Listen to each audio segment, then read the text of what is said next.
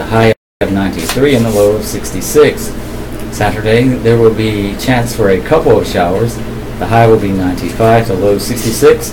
And Sunday will be hot, partly sunny, and unseasonably hot with a high of 94 and a low of 66. Sunrise today was at 6:19 a.m. Sunset tonight will be at 8:06 p.m. Moonrise today was at 2:27 a.m.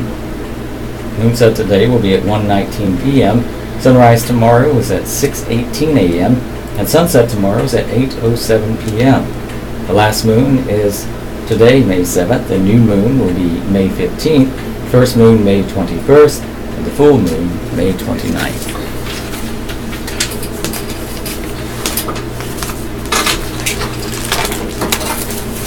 Today in history, today is Monday, May 7th, the 127th day of 2018. There are 238 days left in the year. Today's highlight: on May 7th, 1915, a German U-boat torpedoed and sank the British liner RMS Lusitania off the southern coast of Ireland, killing 1,198 people, including 128 Americans, out of the nearly 2,000 on board. In 1763, Pontiac, chief of the Ottawa Indians, attempted to lead a sneak attack on British-held Fort Detroit, but was foiled because the British had been tipped off in advance. In 1824, Beethoven's Symphony No. 9 in D minor, Op. 125, had its premiere in Vienna. In 1939, Germany and Italy announced a military and political alliance known as Rome-Berlin Axis. In 1942, U.S. Army Lieutenant General Jonathan Wainwright went on a Manila radio station to announce the Allies' surrender of the Philippines to Japanese forces during World War II. Birthdays: R&B singer Thelma Houston is 75. Actress Robin Strasser is 73. Singer-songwriter Bill Danoff is 72. Rock musician Bill Krusman of Grateful Dead is 72. Rock musician Prairie Prince is 68. Movie writer-director Amy Heckerling is 66. Actor Michael E. Knight is 59. Rock musician Phil Campbell of Motorhead is 57 today. Country musician Rick Shell is 55. Actress Tracy Lord is 50 today. Actor Morocco Omari is 48. Actor Breckin Meyer is 44.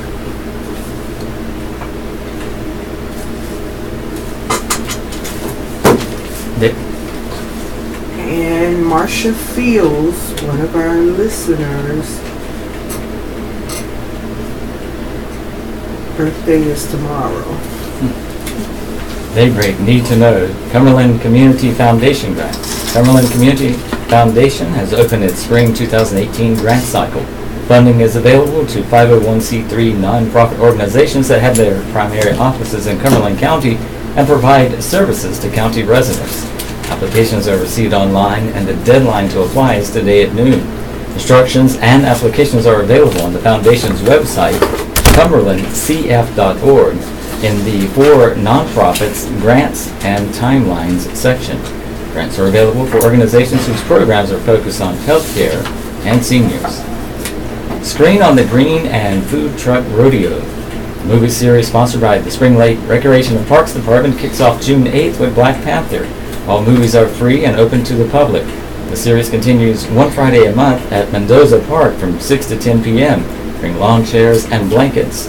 There will be food trucks on site. Fayetteville VA 2K Walk and Roll.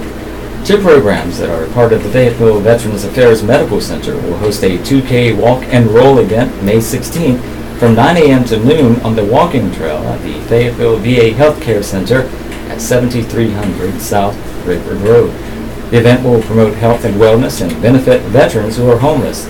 Employees, veterans, and community members are invited to attend. In conjunction with the event, the Healthcare for Homeless Veterans program will collect donated items for distribution to veterans in need. Alive After 5. A live music event begins Thursday and continues each Thursday in May from 7 to 9:30 p.m. in Downtown Plaza in Lumberton.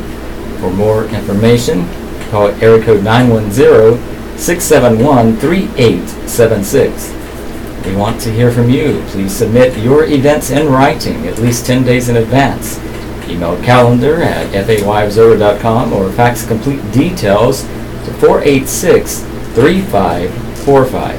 For questions, call 486-3500. Public Safety, Cumberland County arrests James Eric Moore, 38 of the 900 block of Montclair Road, was charged Saturday with trafficking cocaine, maintaining a vehicle or dwelling place for a controlled substance, and misdemeanor failure to appear in court. Bail was set at $132,000. Jan Marie Willis, 38 of the 900 block of Montclair Road, was charged Saturday with trafficking cocaine, maintaining a vehicle or dwelling place for a controlled substance, and 2 counts of misdemeanor failure to appear in court. Bail was set at $101,000. Michael Ray Toller II, 18 of the 200 block of Cable Drive, was charged Saturday with possession of half to 1.5 ounces of marijuana and misdemeanor possession of drug paraphernalia. Bail was set at $2,500. Kevin Leonardo Elliott Jr., 23 of the 2300 block of Grey Goose Loop, was charged Sunday with breaking and entering of a motor vehicle, possession of stolen property, and misdemeanor larceny. Bail was set at $12,500. Break-in, Sleepy Hollow Drive, 1100 block, reported at 4:57 p.m. Saturday. Electronics were taken. St. Andrews grads called to use their gifts. And there's a picture in the article where it says Jenny Rebecca Phillips Hodge from Rayford receives her diploma from St. Andrews University President Paul Baldassari on Sunday alongside her service dog, Athena. The ceremony was at St. Andrews University. It held its 121st spring commencement ceremony Sunday morning on the Etomble Library Terrace. The number of degrees conferred, 114 degrees were presented. That included 87 Bachelor of Arts, 10 Bachelor of Science, and 17 Master of Business Administration degrees. Students came from states and countries including North Carolina, South Carolina, California, Massachusetts, Great Britain, Brazil, Suriname, Ghana, Nigeria, and Saudi Arabia. Speaker, the Reverend Dr. James Morgan, graduated from Wake Forest University with a BA in Anthropology and from Columbia Theological Seminary, where he earned a Doctor of Ministry degree. He currently serves as president and CEO of the Morgan Company, an investment firm in Laurel Hill that has as its roots a former textile manufacturing company, Morgan Jones Incorporated. Morgan is the CEO and founder of the Kingfisher Society, an ordained Presbyterian minister, and a jazz pianist. The message to graduates. You all will probably live a very long time, and the rate of change in your life will likely increase exponentially. But there will always be this one constant. If you dare to try to find your vocation with a big V, the work that you are called to do that meets the world's deep hunger, this long life you're about to live will be fulfilling, full of deep gladness. The world's needs will change, but your deep gladness will not. You may discover more gifts, more ways of following your path and connecting to your world. That basic sense of being called to use your gifts will always be there. Millennial moment. After commencement, group photos for these Gen Y graduates means a selfie with fellow athletes, equestrian riders, or dorm peers, even as their parents captured a moment with conventional cameras. What to do with it? Zoe Clark from Dawsonville, Georgia, began her studies in the Equine program before pursuing a Bachelor of Arts in Business Administration. I originally planned to use it in the equine industry, But since I worked as a resident assistant for 2 years and love being involved with that, I've applied for a leasing consulting position at an apartment complex in Fayetteville to hopefully start a career in property management. Moment of poignancy. Service dog Athena and her graduate, Jenny Phillips Hodge from Rayford, marched together. Athena wore her own matching cap and gown that stayed on until Jenny received her diploma, and the dog shook the cap off. Friendship House taking applications.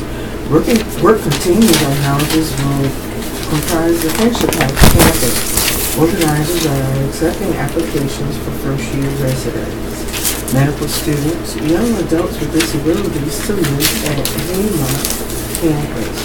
Organizers with the Emergent Friendship House Fayetteville are accepting applications for the first year of residents and healthcare students who will live together on the campus in the Haymont neighborhood.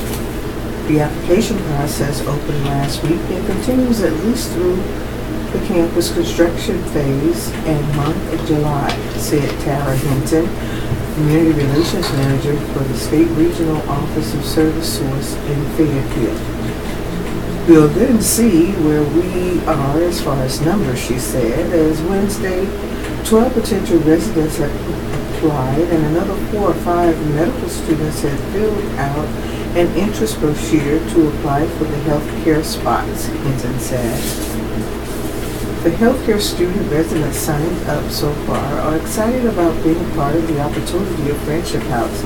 It's a great location, she said. The State Regional Office of Service Source in Fayetteville is leading a resource center for adults with disabilities, providing vocational training and employment programs. For this location, the Friendship House is a unique faith and medicine initiative where healthcare students will share a house with young adults with intellectual and developmental disabilities.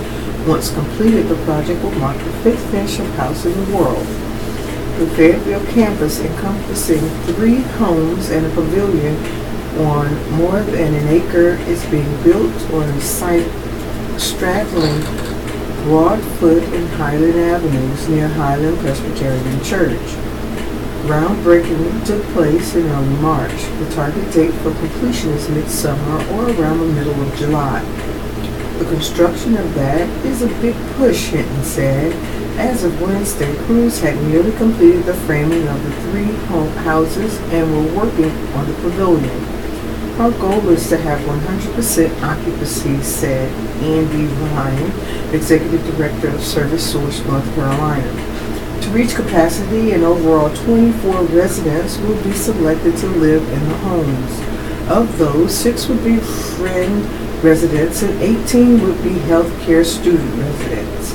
They must all be at least 21 years of age and no older than 30 upon entering the Friendship House.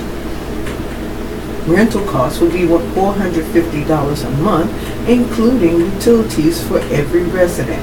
This is not a group home or caretaking facility. This is a living opportunity, Hinton said, independent living. The student residents are not caretakers. They are there to be friends, be positive, and change lives. The vetting process for the applicants, Hinton said, will probably continue through May and into the middle of the summer. After that, the Friendship House Fayetteville Advisory Committee will review the paperwork before selections get underway for face-to-face interviews. Final selections will then be made. To apply, go to friendshiphousefayeteville.org. The healthcare student residents will be drawn from the student bodies of Fayetteville Technical Community College, Fayetteville State University, Methodist University, and Campbell University. Recruitment for these students are healthcare students who have some related field of study in healthcare, Ryan said. Hinton said $940,000 in donations and pledges have been raised for the facilities. The initial goal, based on the initial budget, is $1.3 million. They're still in the process of fundraising to meet any unanticipated construction or costs incurred. Ryan said, we're pretty close to our goal, but still actively fundraising. Staff writer Michael Futch can be reached at mfutch@theobserver.com or 486-3529.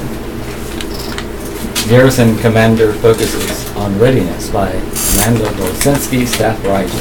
It's been almost a year since Colonel Kyle Reed took command of the garrison of Fort Bragg, overseeing the safety and well-being of more than 200,000 civilians, service members, and their families. There's no such thing as a slow day on the country's most populated military installation as troops rotate in the field to train while some leave from Green Ramp for deployments in distant countries. Reed is calm as he describes his intense responsibilities to ensure the installation achieves its primary goal, supporting these soldiers who rapidly deploy as part of the Global Response Force mission. My first priority is anything tied to the GRF, he said. I can't falter because if I miss that, I'm failing the National Command Authority. As garrison commander, he handles much of the day-to-day issues on Fort Bragg, allowing more senior Army leaders to focus on readiness and support to troops deployed on or preparing to deploy. Last week, Reed paused to reflect on the post-progress and think ahead about the future of Fort Bragg. I'm in awe of this position, Reed said. Although his role is unlike anything from his past, he's accrued plenty of time on Fort Bragg. Over his 21-year career, Reed has spent nearly 10 years on Fort Bragg. His last time here was in 2010. From 1999 to 2010, he held a number of positions within the 82nd Airborne Division, mostly with the 1st Brigade Combat Team. He deployed with those units to Iraq and Afghanistan. During that time, he commanded the Advanced Airborne School at Fort Bragg. More recently, Reed served as director of the Military Coordination Cell for Combined Joint Task Force, Horn of Africa, at Camp Imonier de Djibouti. He was also serving in Mogadishu, where he worked with the Minister of Somalia and his embassy. When he came to Fort Bragg in June, he immediately focused his attention on synchronizing efforts of directorates around post. There are 14 directorates under his command, including the Emergency Services and Public Works. The other major action he's been working on is Fort Bragg's strategic plan, which would include his ideas for accommodating growth in soldier population and preparing Fort Bragg's grounds for new weapons systems training areas. He's been coordinating a location to become the home of the Army's 2nd Security Forces Assistance Brigade. In January, the brigade activated on Fort Bragg and will be comprised of 800 soldiers whose specialized units will conduct advise and assist operations with allied and partner nations. But that's not the only growth expected on Fort Bragg. Reed anticipates 2,500 to 3,000 additional soldiers could join units on Fort Bragg, which would increase the soldier population from about 54,000 to 57,000. And the space for training grounds is stretching thin. He's challenged to think about how much land area, motor pool bays, and airfield space is needed for future weapon systems, such as missiles, tanks, and unmanned aerial systems. When I got here, as we looked at where we were with the challenges and changes coming to the installation, I thought, how do we set the stage for that to occur? He said. He's already thinking about initiatives to set into motion, though he knows he won't be here long enough to see them put into place. The plans Reed sets now could impact future generations of soldiers at Fort Bragg, commonly called first to respond to crisis around the world. It's a proud sentiment for Reed. This installation, while it's not a joint base, there are joint operations executed out of here every day, he said. There are a lot of tools to accomplish the national authority's military action or diplomacy. Staff writer Amanda Dolasinski can be reached by emailing adolasinski@fayobserver.com or by calling 486-3528. Private dams on council agenda. Today's meeting, the first since Tyrone Williams resigned, also will include discussion of a sports field complex. The Fayetteville City Council is expected to discuss assessments of neighborhood dams destroyed by Hurricane Matthew during its work session Monday. It will be the first council meeting since Tyrone Williams resigned his District 2 seat on Thursday. Discussion may include moving forward on filling the vacancy. Other items on the long agenda include a proposed $900,000 site for a 65-acre sports field complex off Bragg Boulevard during the 5 p.m. meeting in the Lafayette Conference Room of City Hall. Hurricane Matthew in October 2016 wiped out several dams across the city. Homeowners in affected neighborhoods, including Aaron Lakes and Strickland Bridge, have asked the city for help in paying for repairs. The city has said it can't use public money to pay to repair private dams. Some homeowners associations have argued that the lakes the dams created have become public over time. In April 2017, the council adopted a policy which would enable the city to fund the dam repairs and eventually recoup the cost through a special assessment levied on the property owners who would benefit. Rob Stone, Public Service Director, said in a memo to council members that the assessment could only be levied if the repairs serve a public service. He said a calculation would have to be done to determine the potential cost per property owner. Homeowners associations were asked to submit petitions for repairs by the end of August. The owners of 7 private dams submitted petitions, and the council eventually authorized engineering evaluations on 6 of them. Stone said the Federal Emergency Management Agency will not provide public assistance for the repair of private dams. In his memo, Stone asked the council to provide direction on the matter. A city spokesman said Freese and Nichols, the city's dam consultant, will talk about the special assessment process. Other topics on the council's agenda for today include review of a design for a senior center proposed on the west side of the city near Lake Rim, the discussion of a location for a sports field complex in the Military Business Park at Bragg Boulevard and Santa Fe Drive, a site recommended by a City Parks and Recreation Committee. The 2016 bond referendum included $9 million for a design and construction of a complex. Money for land acquisition was not included. A proposal to buy 65 acres of the business park for $900,000 is on the table, and the council could move forward on the deal and an effort to seek funds. Widening of Cliffdale Road between Morganton Road and McPherson Church Road. The State Department of Transportation is in the planning phase, and a preliminary design public meeting will follow in late summer or early fall. Right-of-way acquisition would begin in 2022, followed by construction in 2024. A comprehensive action plan for the Pathways to Prosperity initiative, which seeks to combat institutional poverty and economic immobility in Fayetteville. The council could endorse the plan and discuss what comes next. More than 200 people attended a Pathways to Prosperity Summit in November. That kickoff started the initiative. Focus areas to improve quality of life in Cumberland County include workforce and industry alignment, schools, early childhood programs, parent education, and affordable housing. In January, several council members raised questions about the project timeline and the potential for future costs to the city, which spent $10,000 to support the summit. Staff writer Roger Mullen can be reached at rmullen@fayeobsever.com or 910-486-3561. Cumberland Matters with Sally Chutt. Mayors tout quality of life successes.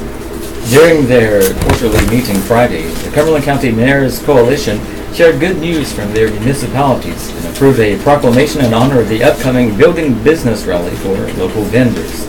The coalition consists of the mayors of the county's 9 municipalities and the chairman of the Board of Commissioners, Larry Lancaster. Falcon Mayor Cliff Turpin is the coalition chairman, and Hope Mills Mayor Jackie Warner is vice chairman.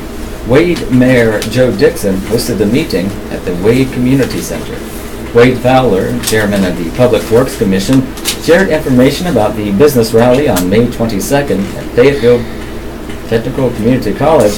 Representatives from PwC, the City of Fayetteville, Cumberland County Hope Mills, Spring Lake, Cumberland County Schools, Fayetteville State University, Fayetteville Technical Community College, and Cape Fear Valley Health System will educate and engage local businesses on how to do business with the respective organizations.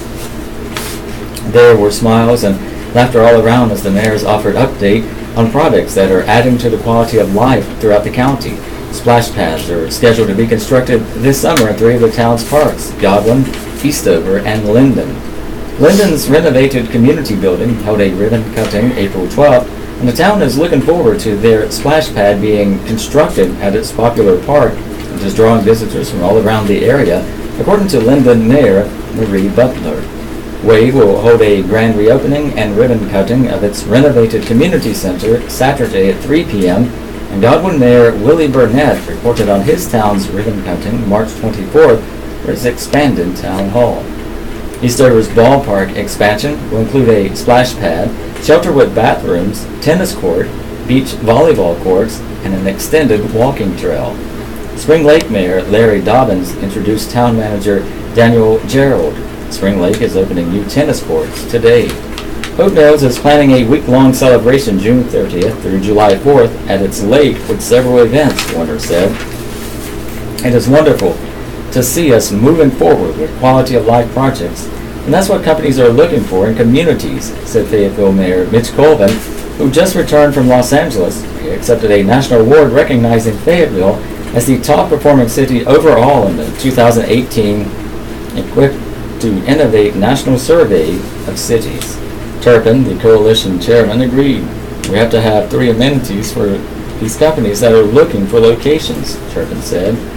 And other business, the coalition approved a logo for the group that features an outline of the county and 9 stars representing the municipalities: Eastover, Falcon, Fayetteville, Godwin, Hope Mills, Linden, Spring Lake, Stedman, and Wade.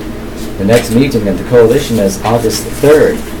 The group voted to invite all elected municipal and county officials to the meeting, which will include an ethics training session.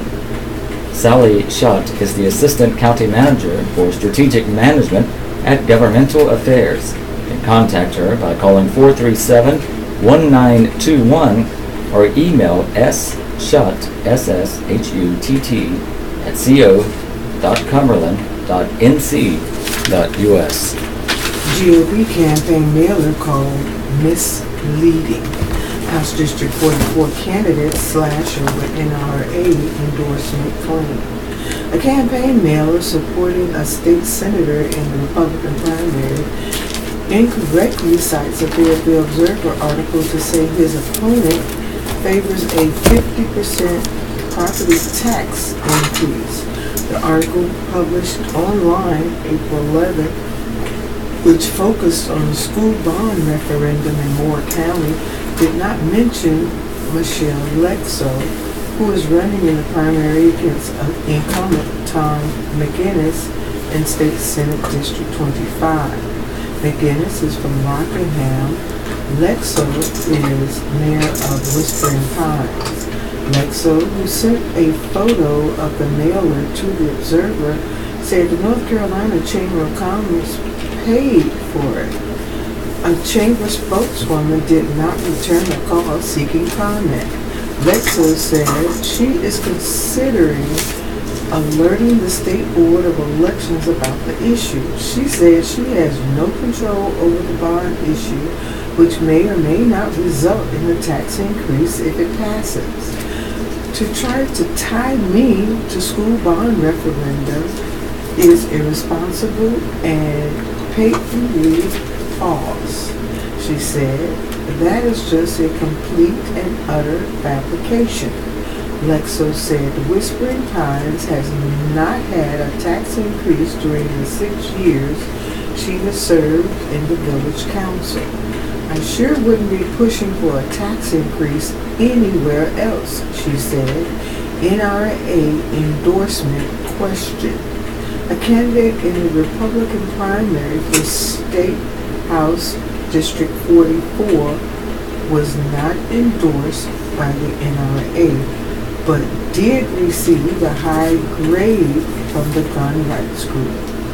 Linda DeVoy and Patrick Petch are running in the primary. The winner will face State Representative Billy Richardson in November. Petchy told the Observer in an interview for a story that ran Saturday that he was endorsed by the NRA. DeVory said the paper called the paper to say that was incorrect. An NRA spokeswoman said the organization issued grades for the race, but did not endorse a candidate. The NRA Political Victory Fund, which is the group's political action committee, says on its website that it ranks political candidates based on voting records, public statements, and their responses to a questionnaire. Pesci received a AQ rating, according to the website.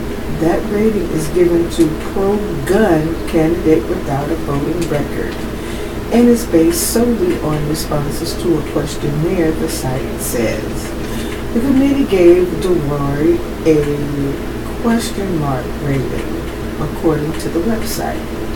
That rating is given to a candidate who does not answer the questionnaire, it says. The website says failure to respond to the questionnaire is often an indication of indifference, if not outright hostility to gun owners and sportsmen's rights.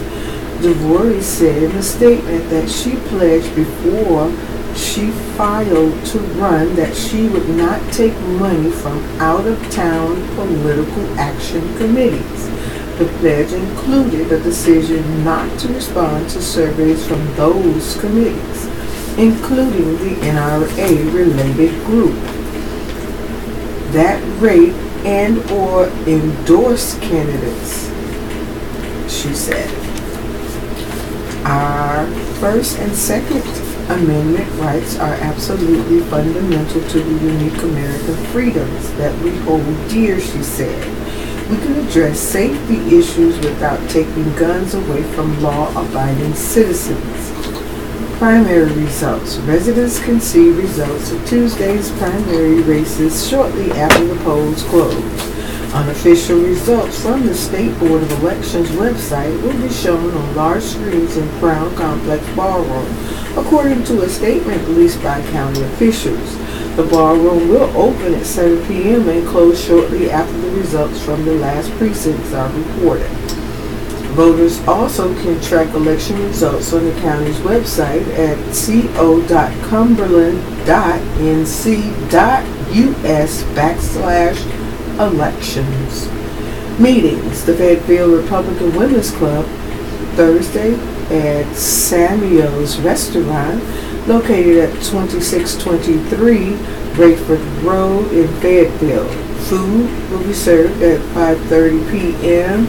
The program starts at 6:30 p.m. Speakers will be Tim Lever, Republican candidate for State Senate District 21, and Frank Racy, an advocate for the conventions of states. The Cumberland County Senior Democrats meet at 10 a.m. to noon on Saturday at College Lakes Recreation Center, located at 4945 Rose Hill Road in Fayetteville. Meeting will include discussion of primary election results. The Cumberland County Republican Women's Club will meet at Memphis Barbecue on Skyboat Road in Fayetteville. Food will be served at 6 p.m. and the program will begin at 7 p.m. The speaker will be Kathy Wright, an advocate for the NRA. Staff writer Steve Devane can be reached at sdevane@fayeobserver.com or 486-3572. This is the Southeastern North Carolina Radio Reading Service, a United Way partner agency. We broadcast from the campus of Fayetteville State University, and our signal is carried by WUNC Chapel Hill. As a nonprofit agency, we rely on public donations. We request your support to continue our services. When making charitable donations, please keep the Southeastern North Carolina Radio Reading Service in mind. Our address is P.O. Box 35029, Fayetteville, North Carolina 28303. If you have any questions or comments, please call us at area code 910-672-1600 or toll free at 1-844-709-5656. The radio hosts are and Robert Keane, and we are proud to serve you today. And coming up this Saturday, May 12th, 2018, is the 8th annual for the Blind and Visually Impaired Golf Tournament fundraiser at Gates for Golf and Country Club. This is from wereadradio.org. We read news and information through radio receivers to the blind and visually impaired. The $400 value package is $250 per team or $65 per player.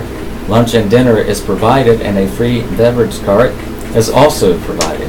There will be a $500 cash prize for the first place team overall, and there will be a Gates 4 golf certificate for the second place team.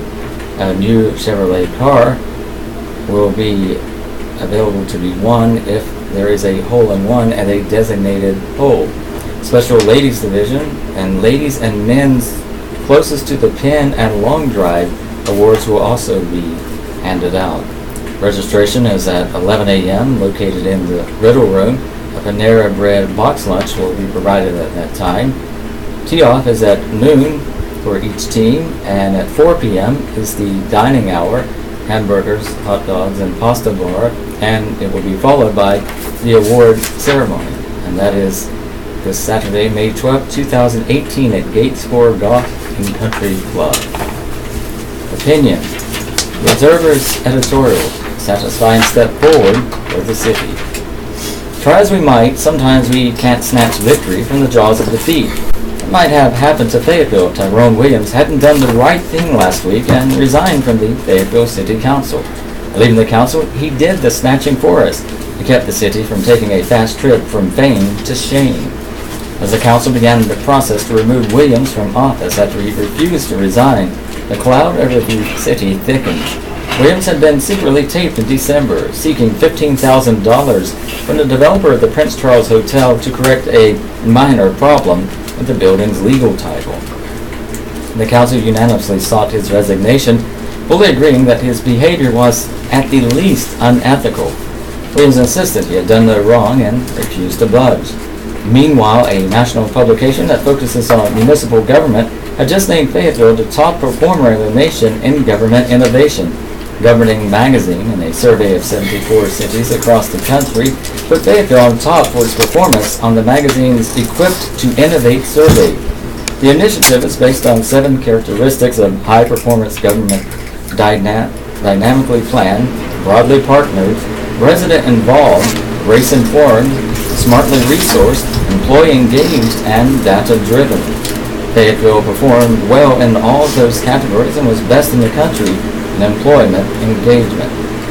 Winning wasn't an accident. City Manager Doug Hewitt says the City Council and senior management team have really embraced a culture of innovation, performance management, collaboration and strategic planning to better plan and resource our local government.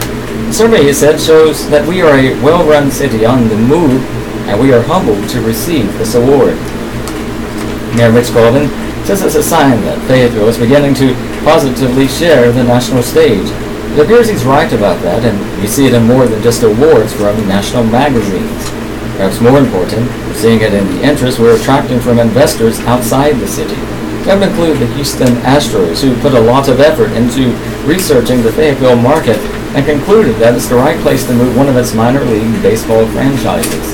And it would include the Durham investors who looked at that project and decided to move with real gusto to capitalize on its synergy, renovating the Prince Charles Hotel into apartments, building a parking deck, a hotel, and an office building that will overlook the city's new downtown ballpark. Between the city's investment in the stadium and the private investment around it, we're sending more than $100 million in development in one downtown block. And that's extraordinary progress for a downtown that just 2 decades ago looked in places more like a bombed-out European city after World War II. We're buoyed, too, by the groundbreaking late last month of the North Carolina Civil War and Reconstruction History Center just up Haymount Hill from downtown.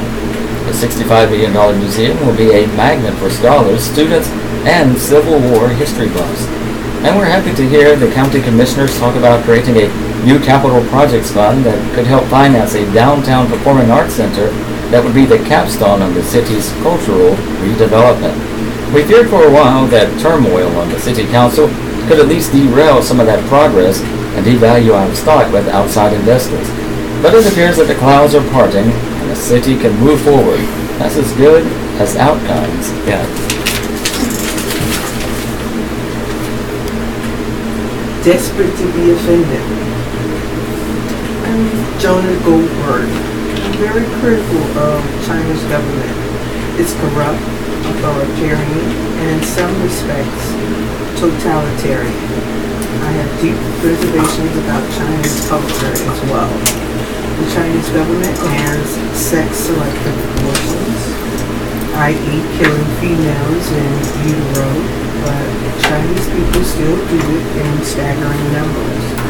China also practices ethnic discrimination that would be instantly recognizable as a kind of Jim Crow or apartheid if the majority and Chinese were white and minorities such as the Yugonovs were black.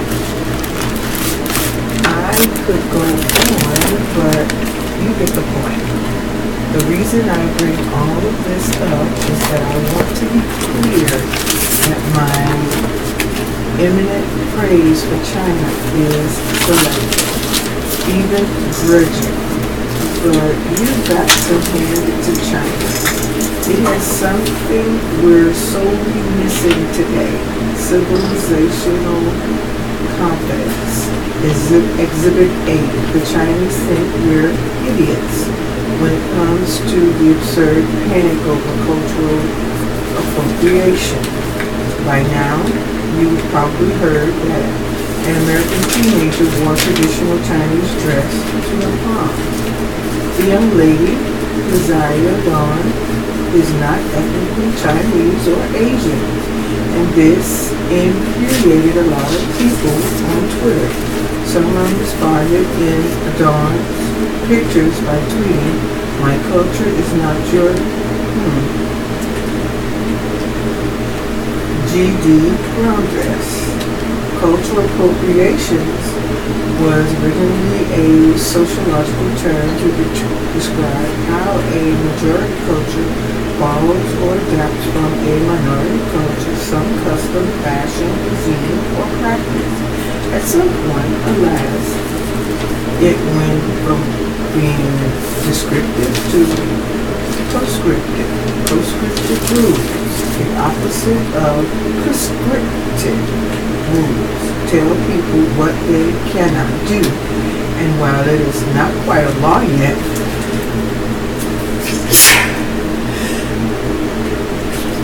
excuse me.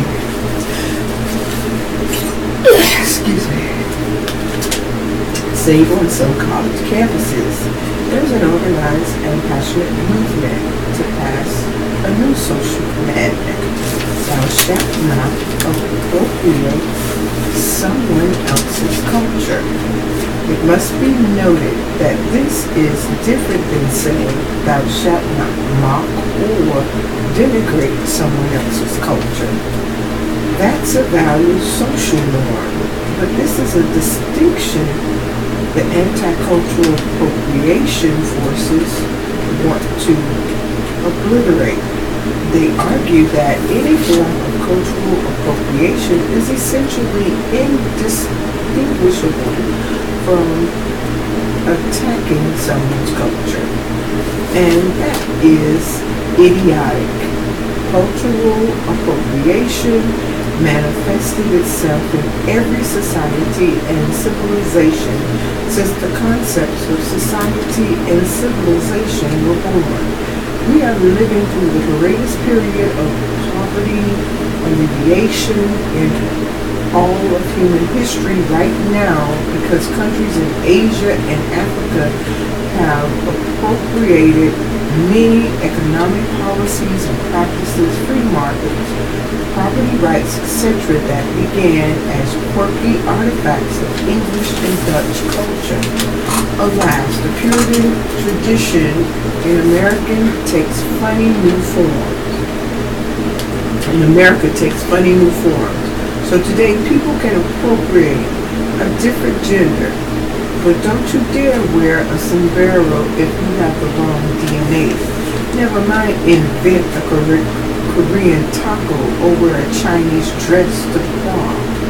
I don't take much pride in the fact that Chinese elites wear Western jackets and ties, but I don't see why it should offend anyone either. Which brings me back to China. The New York Times did a great journalistic service last week.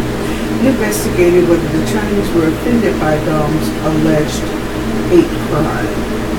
The overwhelming response, nope. Chinese social media and cultural commentators celebrated Dong's decision as a compliment. But in America, unfortunately, some people are so insecure in their identity and so desperate to be offended they have breathed new life into H.L. Mencken's definition of Puritanism, the haunting fear that someone, somewhere, may be happy. Jonah Goldberg is an editor-at-large at National Review Online and a visiting fellow at the American Enterprise Institute. Email him at jonascolumn@aol.com. Forgiveness. Two sisters, a bully and the apology 60 years in the making. That set them free by Donna Pickroy, Chicago Tribune News Service, Tinley Park, Illinois. On a recent Wednesday afternoon, some 60 years after they graduated from grammar school, the Reese sisters sat down and had a meal with a classmate for the first time. Over soup and coffee at a Tinley Park Panera, Kathleen Rice, 72, and her sister Lorraine O'Kelly, 70, made amends with one of their childhood tormentors, Bruce Smith, 71. The event, which involved flowers, hugs, and a tearful apology, came more than half a century after the hurt began. Lorraine and Kathleen Rice were in 3rd and 4th grade, respectively, when their family moved from Chicago to Monet in the 1950s. As new kids at Monet Elementary School, they soon found themselves on the outs. I don't know how it all started, but by the time I was in 6th or 7th grade, everyone was avoiding the Rice sisters, said Smith, a Frankfurt podiatrist whose wife, Tammy, organized the breakfast forgiveness meeting. As the group openly discussed the memories, wounds and scars that bullying can have on both victim and perpetrator, they pondered the reasons it happened at all. Was it because the sisters were shy? Was it because some kids thought they were of Native American descent? They're Bohemian. Was it because they didn't fight back? It remains a mystery, Kathleen said, but what is clear is that however petty or fleeting the excuse, the pain of being shunned by an entire student body goes deep and stays there forever. It's terrible, just terrible, said Lorraine through tears. Somehow the whole entire school got against us. Not just one, not just two, the whole entire school. Not one person talked to us. One person wanted to get near us. It was like we had the plague or something. The beatdown continued as the students moved onto Crete Monet High School. When we climbed the stairs to go to our other classes, if someone bumped into us, they'd run to the washroom to wash their hands, Lorraine recalled. Kathleen still has her yearbook that doesn't contain a single signature. We only had each other, Kathleen said. After Kathleen graduated, Lorraine only had God. We prayed to God because we knew at least He loved us, Lorraine said. Plagued by guilt. After he didn't make the basketball team in high school, Bruce Smith joined the band and found a new group of friends. The Rice sisters fell off his radar. It wasn't until he was in medical school some years later that vivid memories of his own cruelty in junior high began to haunt him, he said. My earliest recollection was in 6th grade when you start changing classrooms. Everybody's in the hallways, and I would be with the other guys and see Kathleen walking down the hallway, her head down, holding her books, walking slowly. And all of us guys would be flat against the wall until she passed. Then we'd giggle and walk away. How rude is that? It's just crazy, but that's the kind of memory that I have, he said, wiping at tears. Over the years, Tammy Smith said Bruce would just start to cry at times. He'd wonder what happened to the sisters, if they landed okay. One day a few weeks ago, after her husband again bemoaned the past, Tammy took to the internet. Within a few hours found an address for Kathleen in Oak Forest. Then she went on Facebook and found Mary O'Kelly, Rain's daughter, and offered to set up a meeting. Lasting effects. The notion of revisiting the pain was not well received by Kathleen, who had never married, and had long gone on a date. I have very few friends today, she said. It's been hard for me to make friends. I'm not very sociable, and I think that's because of everything that happened. I just stay to myself. After high school, Kathleen landed a job with the Illinois Central Railroad. Things went well for a few years until the company hired one of her former classmates who picked up where she and the others had left off and began turning the other staffers against her. I thought, not again. Even here at work, Kathleen recalled.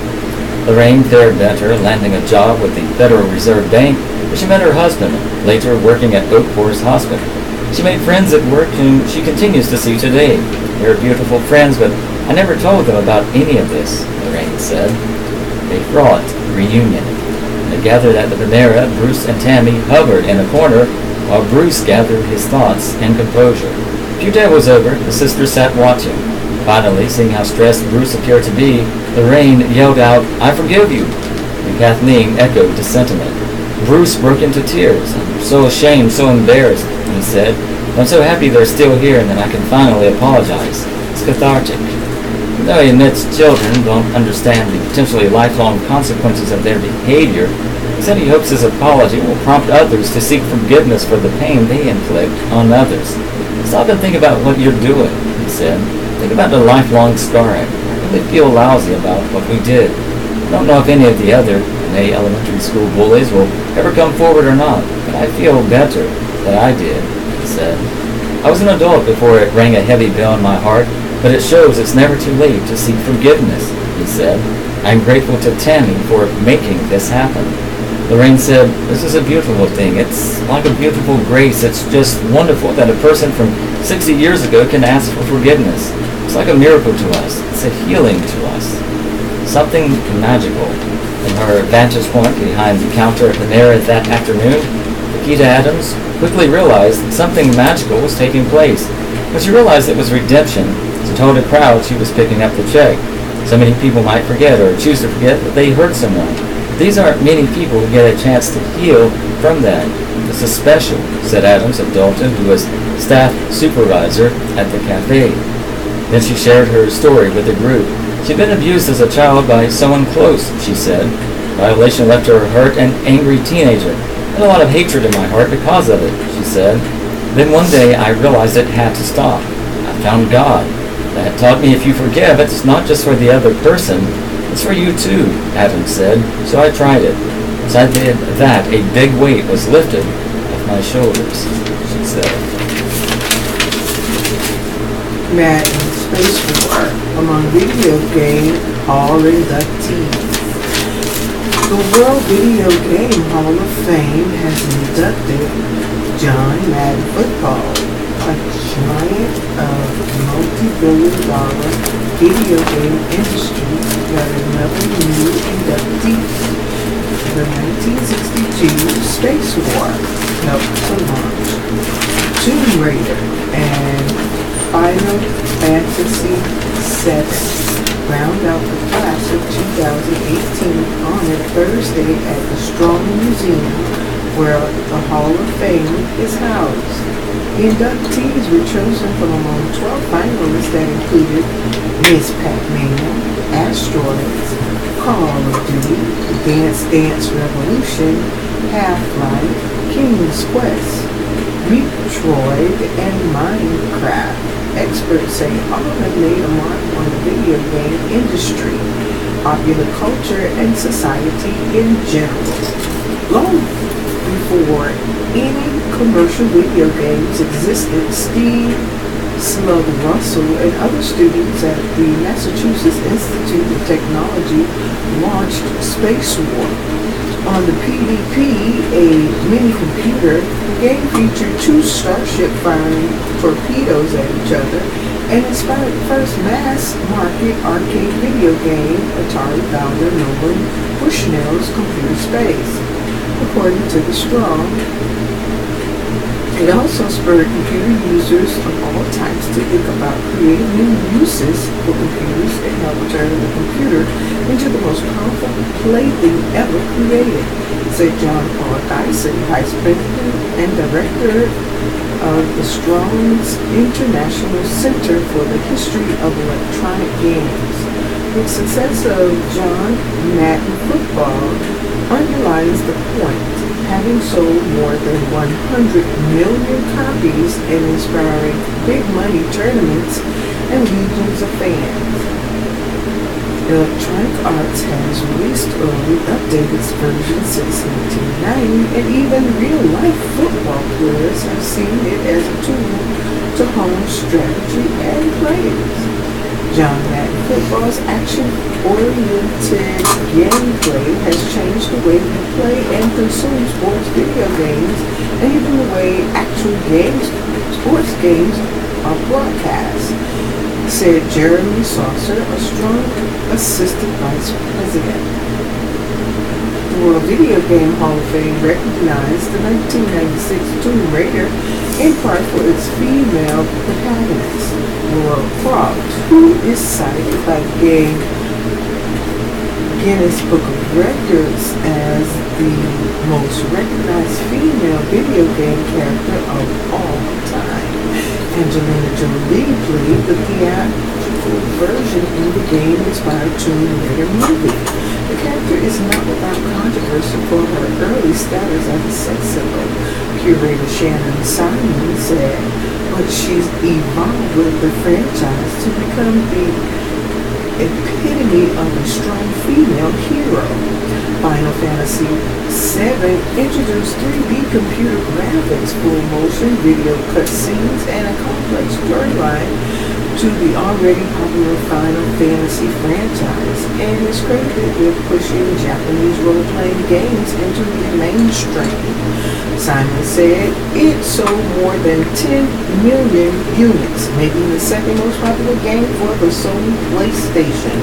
The World Video Game Hall of Fame accepts nominations for anyone and makes its selection with the advice of journalists, scholars, and others familiar with the history of video games and their role in society.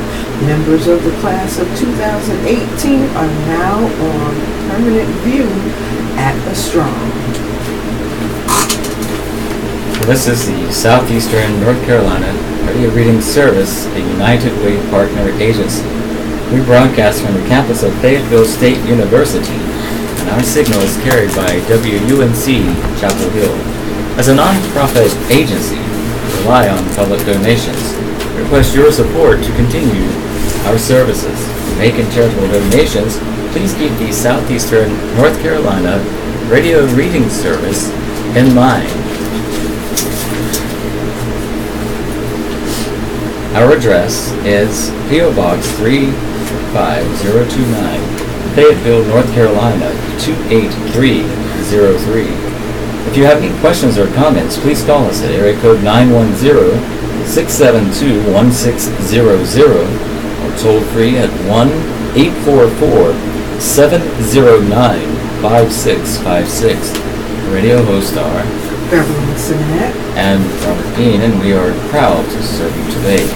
It's the top of the hour, time for the obituaries. Death notices. Following deaths have been reported, upcoming editions of the Fayetteville Obsever will contain complete obituary information. Cumberland County, Emma Lou Queen, 71 of Fayetteville, Jernigan Warren Funeral Home. Ellen Ruth Francis Hare, 71 of Fayetteville, Rogers and Grease Funeral Home. In the Cape Fear region, Danny R. Lafon, 71 of Bun Level, the Quinn Peebles Phillips Funeral Home and Crematory, Lillington. James C. Jimmy Hampton, 95 of Aberdeen, Simon Funeral Home, Southern Pines. Colin M. Thomas, 74 of Coates, the Quinn Peebles Phillips Funeral Home and Crematory, Lillington. Edward R. Lewis Jr., 79 of Dunn, Skinner and Smith Funeral Home. Elijah McLean, 7 of Maxton, SNL Funeral Home, Maxton. Cumberland County.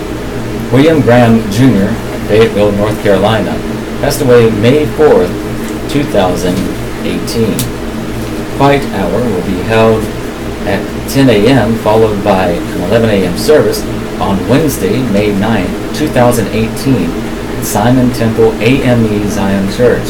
Flowers may be sent directly to Simon Temple AME Zion Church, 5760 Yadkin Road, Fayetteville, North Carolina, 28303, or donations may be made towards the William Graham Jr. Scholarship Fund, 9503 Dalphon Jones Drive, Charlotte, North Carolina, 28213. Services are entrusted to King's Funeral Home, 4000 AT's Ford Road, Charlotte, North Carolina, 28216. Telephone number is area code 704-394-2772. And Mr. Graham was a two-time war veteran, serving both in World War II and the Korean War. Winford Alfonso Worthy of 604 Mont Drive in Spring Lake died Tuesday, May 1st, 2018. Funeral will be held Tuesday at noon at the chapel. The viewing will be at the funeral home Tuesday from 11 a.m. to noon. Service is entrusted to Herring Funeral Care and Cremations.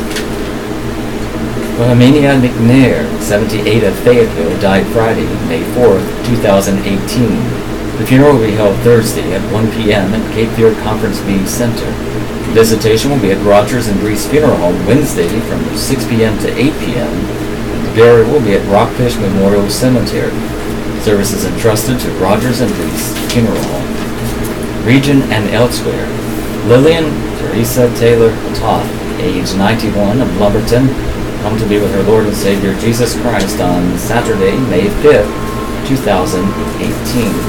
The family will receive friends prior to the funeral on Monday, May 7th, 2018, from 12:30 to 1:30 p.m. at First Baptist Church, 606 North Walnut Street in Lumberton. Following the visitation, a funeral service will be held at 1:30 p.m., also at First Baptist Church, with the Reverend Joe Bounds officiating. Burial will follow at Lafayette Memorial Park in Fayetteville. In lieu of flowers, memorials may be made to First Baptist Church Children's Christmas Ministry, 602 North Walnut Street, Lumberton, North Carolina, 28358. Online condolences may be made by visiting www.floydmortuary.net. Mrs. Joanne Summers, 69, passed away Friday, May 4th, 2018, in her home. The family will receive friends between the hours of 11:30 a.m. and 1:30 p.m. Tuesday, May 8th, 2018, at Lafayette Funeral Home. Graveside services will be at 2 p.m. Tuesday, May 8th, 2018, in Sandhills State Veterans Cemetery. The Reverend Robert Staples officiating. Arrangements for the family are entrusted to Lafayette Funeral Home, 6651 Rayford Road, Fayetteville, North Carolina, 28304. Online condolences may be made at LaFayetteFH.com, LafayetteFH.com. Margie Inez Cribb, 93 of Laurinburg, died Saturday, May 5th, 2018. Funeral will be held Tuesday at 3 p.m. at East Laurinburg Church of God, and a visitation will also be at the East Laurinburg Church of God Monday from 6 p.m. to 8 p.m. The burial will be at Hillside Memorial Park, Services entrusted to Richard Boyle's funeral service. Jessica S. Locklear, 25, of Lumberton, died Saturday, May 5th, 2018. The funeral will be held Wednesday at 3 p.m. at Praise and Worship Ministries. The visitation will be at Rebels Funeral Home Tuesday from 7 p.m. to 9 p.m.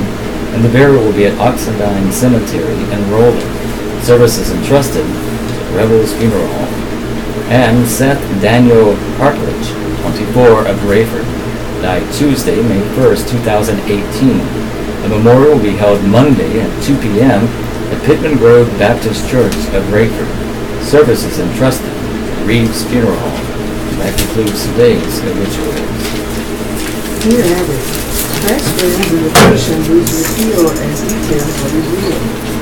Dear Abby, my boyfriend's best friend asked if we could drive an hour to visit them and their children on Saturday. I've met him twice, and we have chatted a bit online. I have met her fiance only once. My boyfriend just told me she wants to take off with him to a bar for a birthday drink or two while I stay at home with her fiance. When I heard about it, I said, I'm not okay with being excluded. He understood and agreed that they would take a walk around the block instead. When I text her saying I didn't want to be ditched, she insisted that I need to share him, and her fiance is looking forward to getting to know me better. She also tried to guilt me, saying it's her birthday weekend. I think she's rude. I've never been to their house, and I'm not friends with her fiance. When you invite a couple over, I believe the expectation is to socialize as a group, not break off. I also think it should have been a request versus something I was told is happening. If she wants to spend time with my boyfriend, they should make separate plans. Can you please weigh in on the etiquette? Unexpected plans in the East. Dear Unexpected, you appear to be the new kid on the block, while your boyfriend, his best friend, and the fiancé have known one another a long time. The purpose of getting together is for all concerned to have an enjoyable time. If you wouldn't feel comfortable in the situation as it was described, you shouldn't have been pressured to agree, regardless of whether it's her birthday weekend. She was wrong to do that, and yes, it was rude. Dear Abby, my son was in a serious accident, which left him with a head injury as well as other physical problems. Since then, he has had anxiety attacks, paranoia, and profound dislike of me. We went from a close relationship to a shattered one, and I don't know why. He has said horrible things about me to other family members, none of which are true. His wife is clueless. She has exacerbated the situation by viewing this as his side versus my side. My other children are angry at them both and want to just ignore him. Regulations, I am unable to speak to his doctors. We have had no contact for 3 months, and I won't initiate. I love him, and this is breaking my heart. Please advise me, unhappy mama in the West. Dear unhappy mama, my heart goes out to you. I can only imagine how pain and helpless you must feel because of your son's dramatic brain. I wish I had a magic wand that could make this unfortunate situation go away. But I do have a suggestion. Although HIP AA regulations, meaning HIPAA regulations, prevent you from speaking with his doctors, nothing prevents you from writing them a letter if you think there's something they need to know. You'd be wise to seek professional counseling for yourself now. No one can predict whether your son will regain his emotional balance, and it's important you have all the emotional support you need for your loss. In a very real sense, it is a loss. The loss of your son you knew. A licensed therapist can give you insight on how to move forward. Readers can write to Dear Abby at dearabby.com or P.O. Box 69440, Los Angeles, California 90069, Universal Place. From Tribune Content Agency, Billy Graham. Details about God are available if you know where to look. The writings of Reverend Billy Graham. H.N. writes, I don't think we can know anything for certain about God. We have all sorts of ideas about God, and they all think they're right, but how do we know they aren't just dreaming? None of them are right. The answer, you're correct up to a point. Not everyone who claims to know the truth about God is actually right. Like the false prophets of Jeremiah's day, they fill you with false hopes. They speak visions from their own minds. Jeremiah chapter 23, verse 16. Does this mean we can never know anything about God? No, it doesn't. And the reason is because God has deliberately shown himself to us if we only know where to look. One way he has done this is through the world he created. As you look into the heavens or peer through the lens of a microscope or hold a newborn baby in your arms, can you honestly say that all this must have happened by chance? As the Bible says, the heavens declare the glory of God, the skies proclaim the work of his hands. Psalm chapter 19, verse 1. But God has shown himself to us in another way that almost staggers our imagination. He came down from heaven and became a man. That man was Jesus Christ, who was both fully man and fully God. You want to know what God is like? Look at Jesus as he is found in the pages of the New Testament. And when you do, you will not only realize God exists, that he loves you and wants you to know him and spend eternity with him. Don't be captive to doubt any longer, but by faith open your heart and life to Jesus Christ. Then the Bible says you will know the truth, and the truth will set you free. John chapter 8, verse 32. Horoscope by Stella Wilde. If you're born today, you are not always quick to determine where you fit in, either in your personal life or professional affairs. You are very much yourself in all things and are not driven by a need to belong, though you feel the desire to do so occasionally. Taurus, April 20th through May 20th. How you handle a certain unexpected situation will speak volumes about what you really want and how you can go about getting it. Gemini, May 21st through June 20th.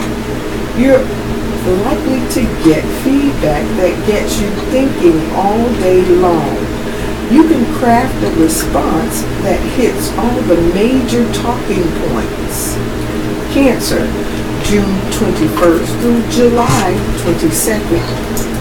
You can enjoy a few good laughs today that elevate your mood and can make you feel more hopeful for your immediate future. Leo, July 23rd through August 22nd.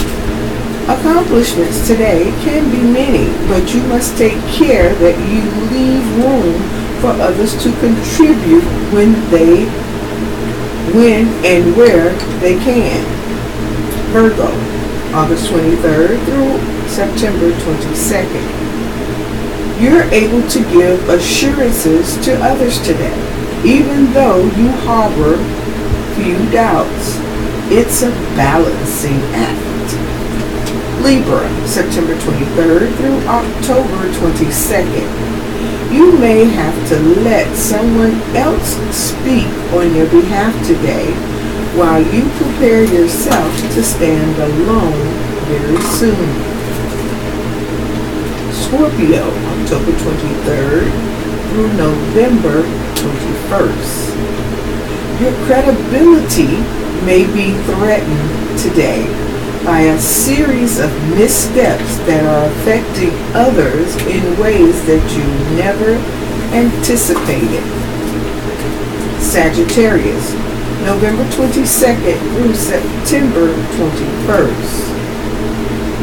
It's a good day to expand your thinking on a certain issue. Some may be concerned that you are moving in a different direction. Capricorn, December 22nd through January 19th. Progress you make today may be minute, but measurable. There are those who want you to move faster, and you will when you are ready. Aquarius, January 20th through February 18th. Members of your team aren't likely to support everything that you are backing at this time. Try to strike a healthy compromise.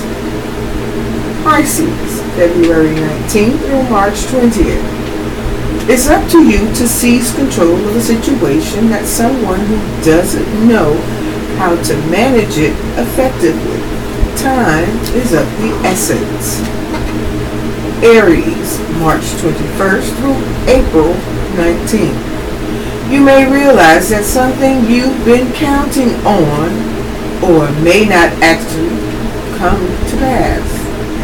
A disagreement between friends can be resolved. Support groups for Mondays. Celebrate Recovery meets from 5:30 to 8:30 p.m. at Aaron Lake Baptist Church on 1130 Bingham Drive.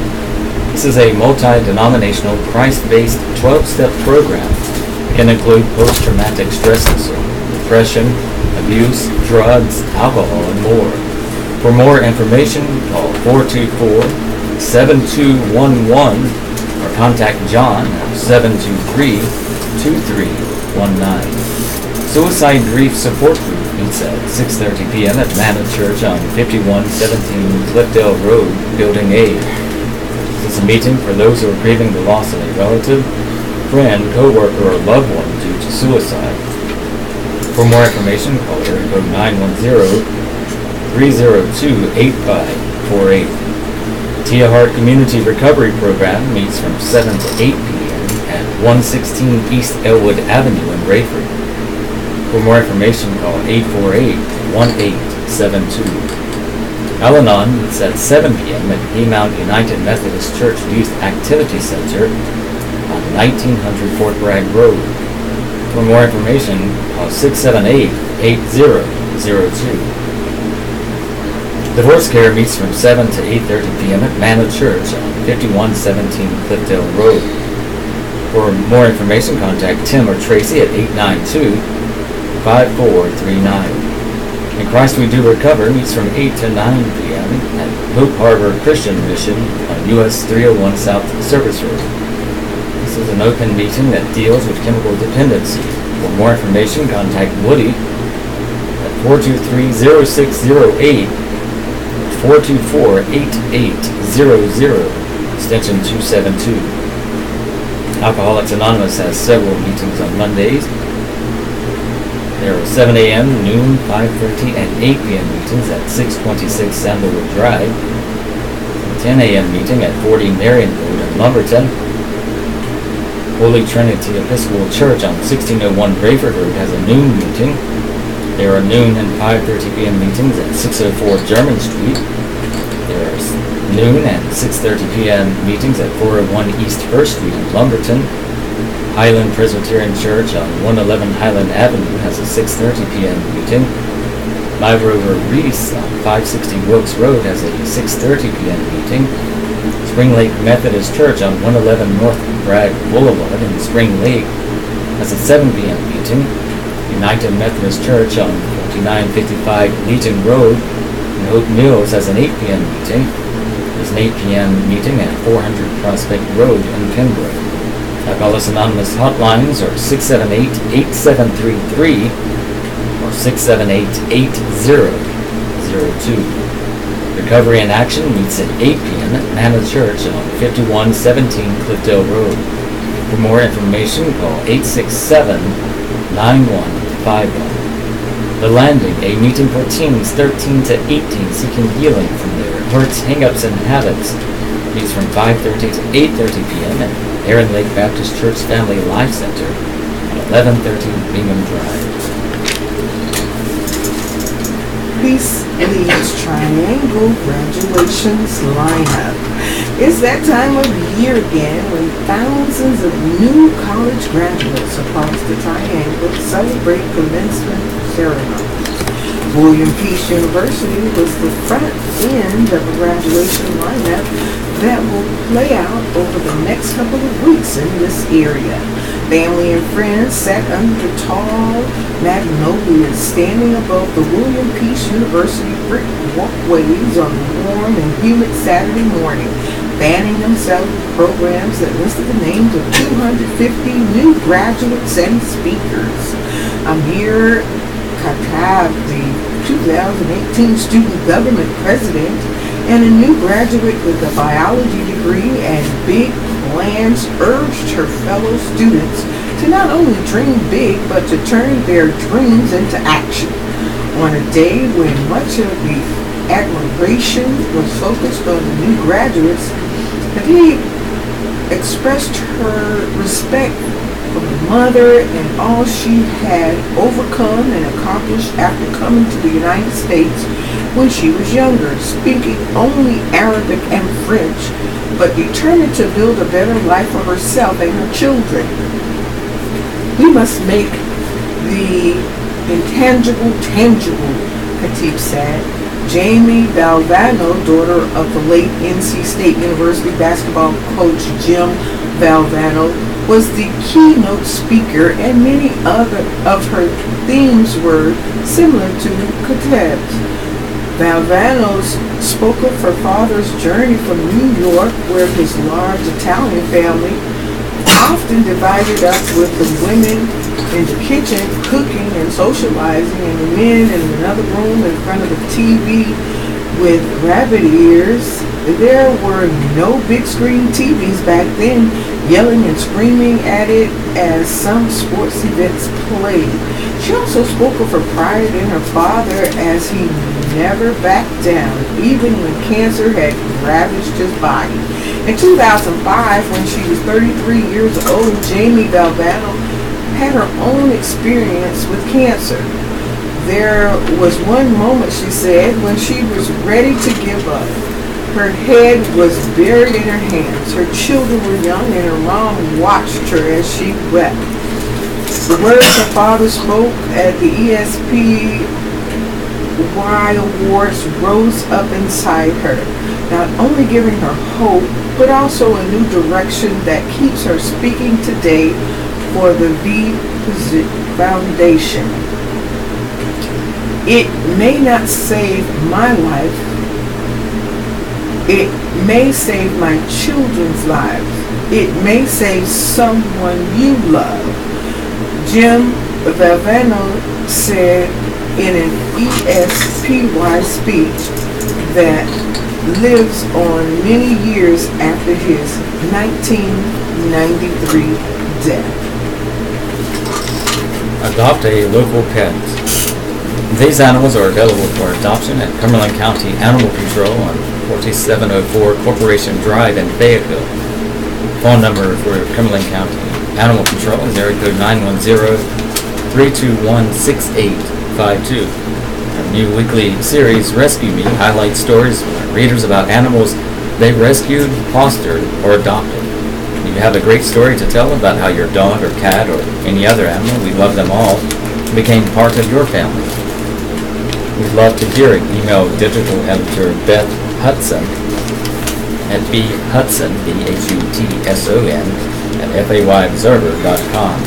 Be sure to join our Facebook group, FO Pet Welfare and Rescue, at Facebook.com /groups/FO Pet Rescue Welfare. And 4 pets featured for adoption this week. Dixie is a very pretty 2-year-old female cat who is looking for attention. She is a white, brown, and black tabby. Lays is a sweet, happy 2-year-old boy who loves treats. Please ask to see as he has a cold and is not on the adoption floor. He is a black and white pit bull. Avery, 3, is a beautiful and sweet, smaller tan girl who is very loving. Please ask to see her. She has a cold and is not on the adoption floor. And O'Malley is a 1.7-year-old neutered male cat who needs a forever home. He is an orange tabby. State briefs. In Nashville, Montford Point Marine Vet receives top U.S. civilian honor. A veteran can now boast about receiving the highest civilian honor awarded by the U.S. government in recognition for his Marine Corps service at a time of segregation. Rocky Mount Telegram reports that 93-year-old Alan Seth Johnson received the Congressional Gold Medal on Saturday as a surviving Montford Point Marine. They served during World War II and rest of the 1940s at a time Marines were trained separately at a camp next to North Carolina's Camp Lejeune called Montford Point. Johnson and the other Marines faced harsh racism in broader American society, even as they were breaking down barriers in the military. Johnson choked up with tears after receiving his medal and award plaque, thanking supporters at the ceremony in Nashville. In Salisbury, worker dies after falling into tank at chemical plant. A chemical plant is on shutdown as the company and investors explore why a worker died. A spokeswoman for Dutch chemical maker Axel Noble said Sunday the man fell into an empty tank at the company's Salisbury plant. Spokeswoman Stephanie Murray says the site produces polymers used in everyday personal care products. She says she doesn't know if the worker died from falling 10 feet into the tank or as a result of some chemical reaction. Murray says investigations are underway.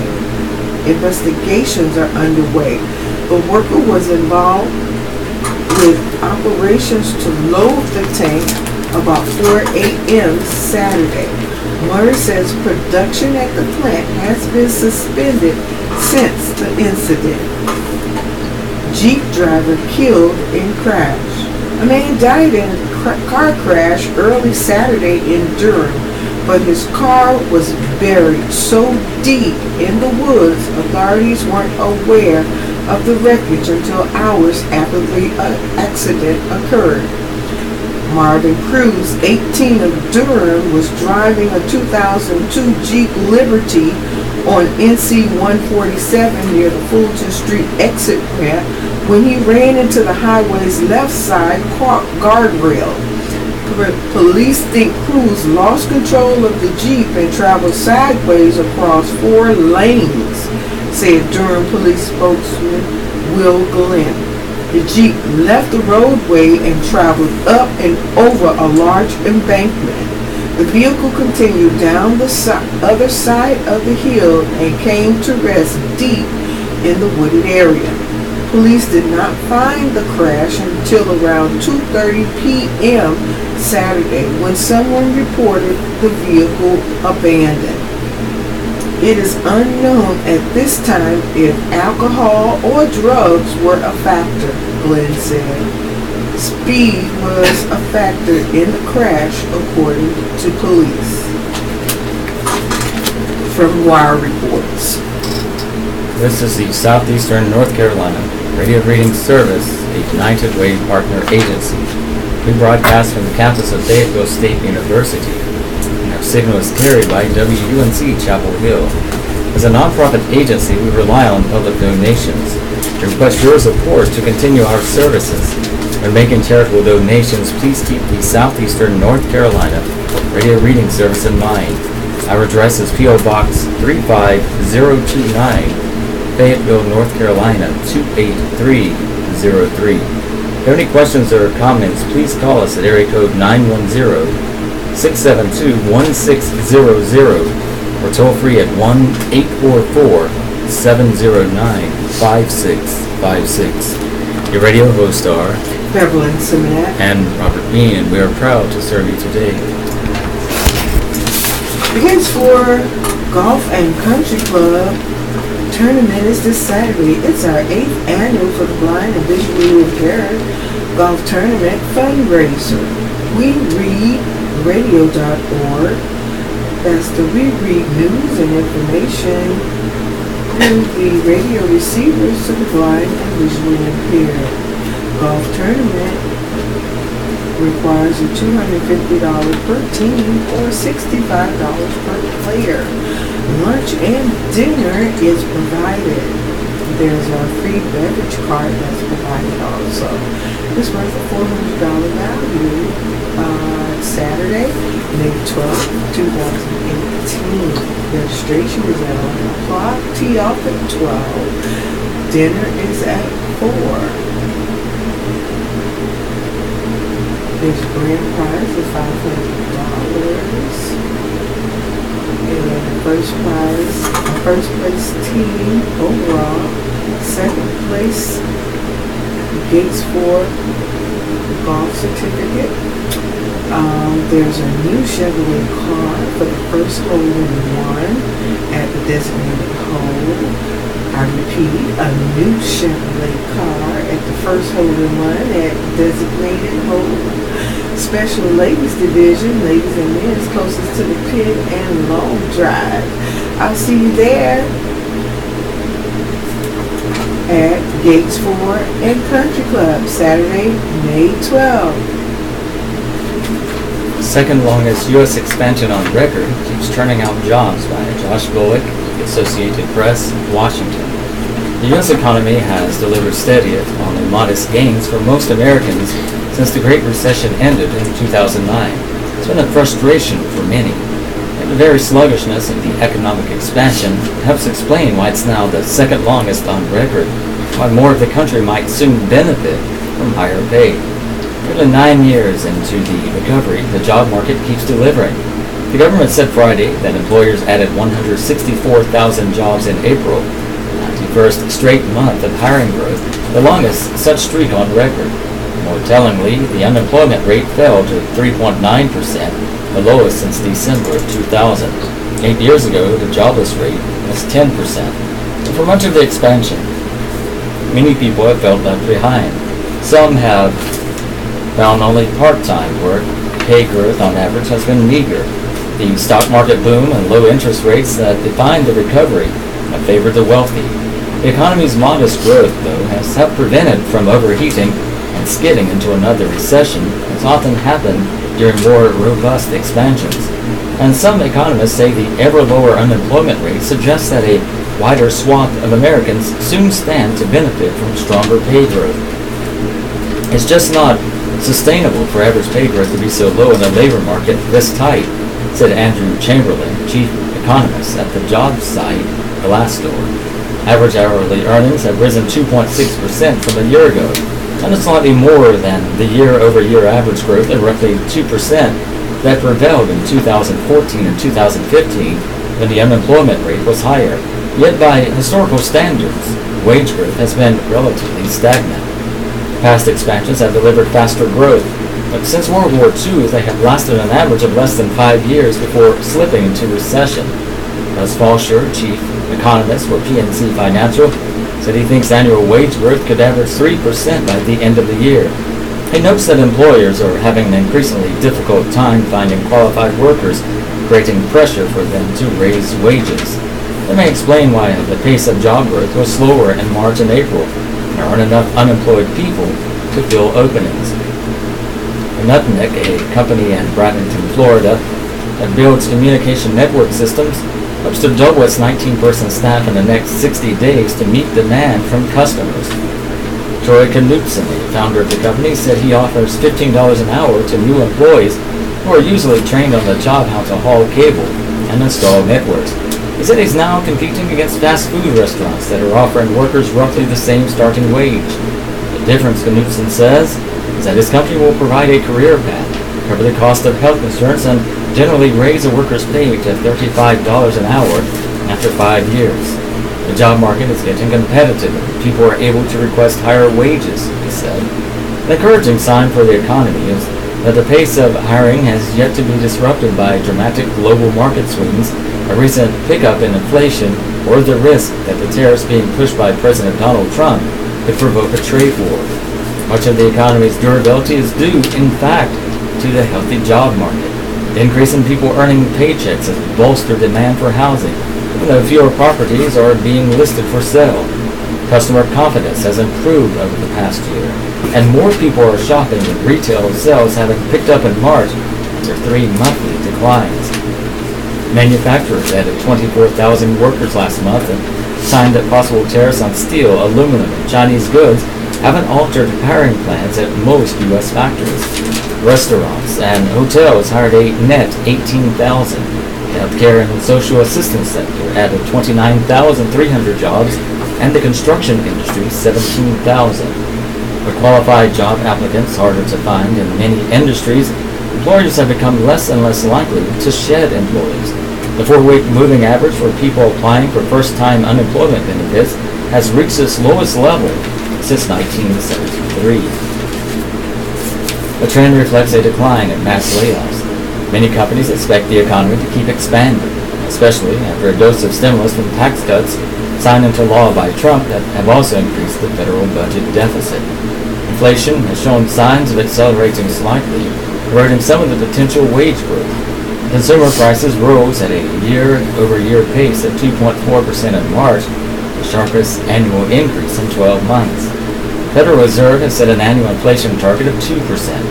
Investors expect the Fed to raise rates at least twice more this year, after an earlier rate hike in March to keep inflation from climbing too far above the target. Many economists saw the April jobs report as confirming that forecast. Scott Anderson, chief economist at the Bank of the West, said the April jobs report suggests that inflation may remain tame, which means the Fed might not raise rates more than 3 times this year. Avengers continues box office domination. After breaking opening weekend records, Avengers Infinity War continued to dominate in its second weekend in theaters. But alternative programming like the romantic comedy Overboard also found its audience in what has historically been considered the official kickoff to the summer movie season. The Walt Disney Company said Sunday that Avengers Infinity War grossed an estimated $112.5 million from North American theaters over the weekend, becoming the second highest grossing film in weekend 2 behind Star Wars: The Force Awakens, $149.2 million, and just slightly behind the Black Panther, $111.7 million. It's a 56% drop from its first weekend in theaters last week. Then the second weekend fall of Avengers: Age of Ultron, 59.4%, or Captain America: Civil War, 59.5%. But more than Black Panther's uniquely saw 44.7% sophomore weekend decline. Globally, Avengers Infinity War has now grossed over $1.2 billion and become the first film ever to cross the 1 billion mark in 11 days of release, and it has yet to even open in China. There was little new competition this weekend in blockbuster space, although there were a handful of other options like Overboard, which came in a very distant second to Avengers. It still made a notable splash for a film its size. MGM and Lionsgate Pantelion Films' gender-swapped remake of Gary Marshall's 1987 comedy Overboard scored the highest-grossing opening weekend for Pantelion Films with a better-than-expected $14.8 million from 1,623 theaters. It's already surpassed its modest mid-teens production budget. Italian Film CEO Paul Hesberger and Jonathan Quickman, president of the Motion Picture Group at MGM, both attribute the success to the star power of Eugenio Derbez. Instructions not included.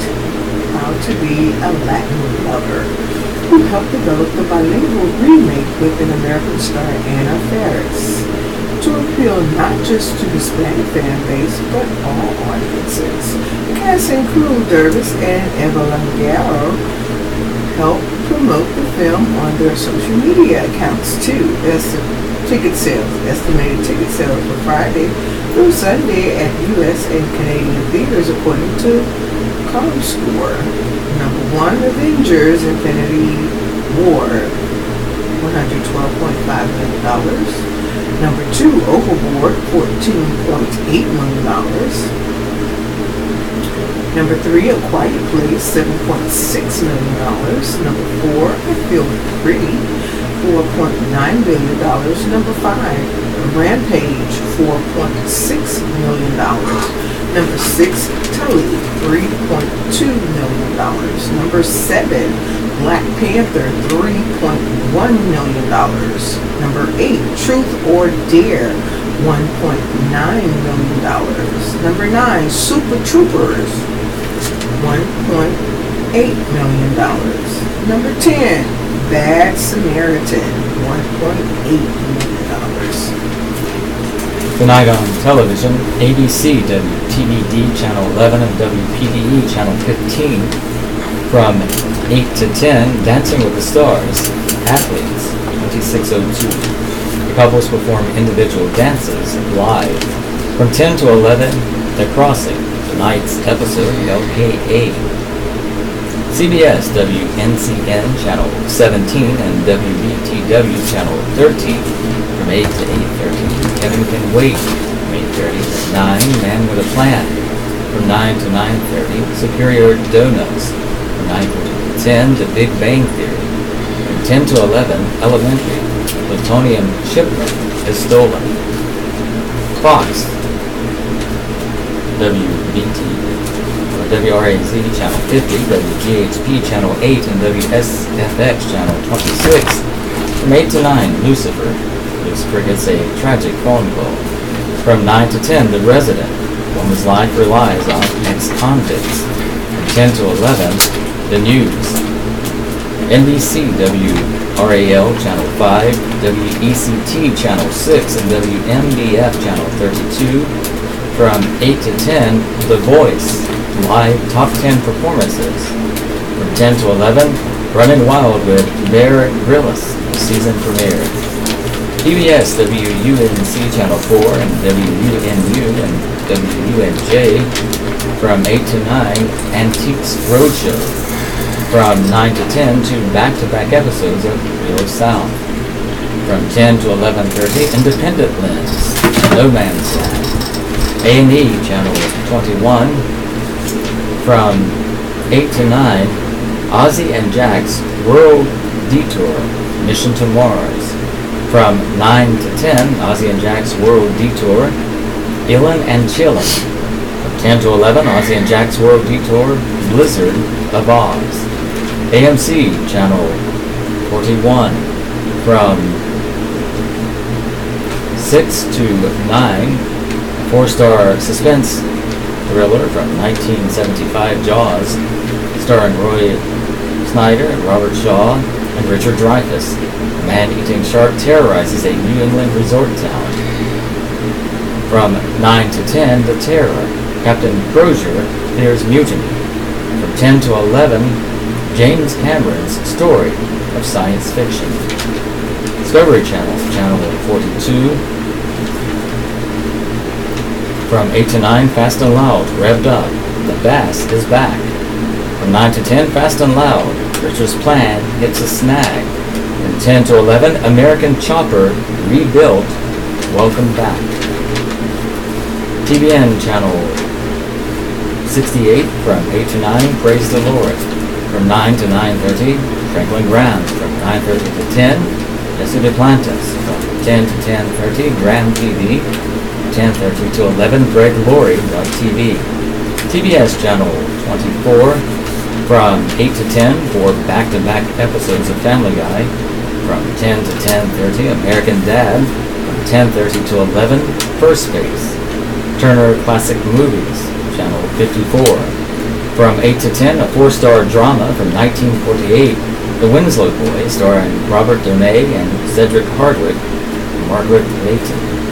From beginning at 10:15, a 3-star biography from 1958, The End of the Sixth Happiness, starring Ingrid Bergman, Kurt Jurgens, and Robert Donay. TLC, Learning Channel, channel 23. From 8 to 9, Little People, Big World.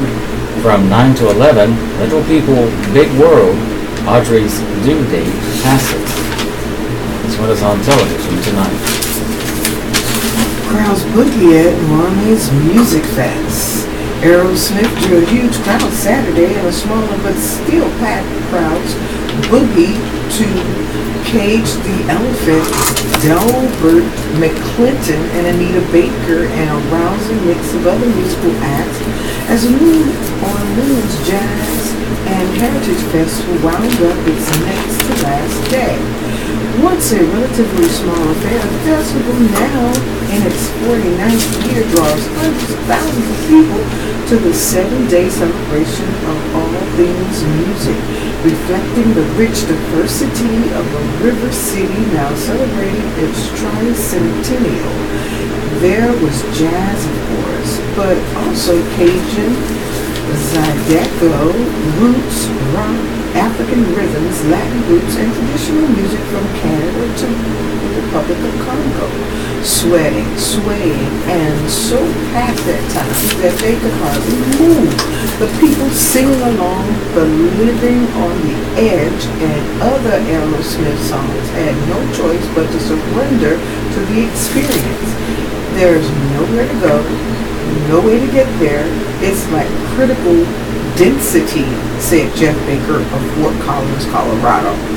So, some came with one band or genre in mind and stayed to soak up many others. Greg Garrison himself, an amateur musician, he plays penny whistle with the New Orleans Stratosphere and Real Society, caught the last two numbers of the East Pointers, a Canadian Celtic band with Arcadian roots, and wanted to hear more. I've never heard sets that combine jigs and reels and Appalachian-style banjo, he said. Garrison followed the East Pointers to the Cultural Exchange Pavilion, where the playing floor shook as the people, old and young, bald and tattooed, bounced and danced in time to the music. Saturday's performance there included a group from Congo, a Latin band, and a tribute to Louis Armstrong. His daughter had headed in another direction to get to Cage the Elephant with an hour to work through the crowd and toward the stage. Early in the day, two of the Grand Masters of the traditional jazz kick off the heritage interviews.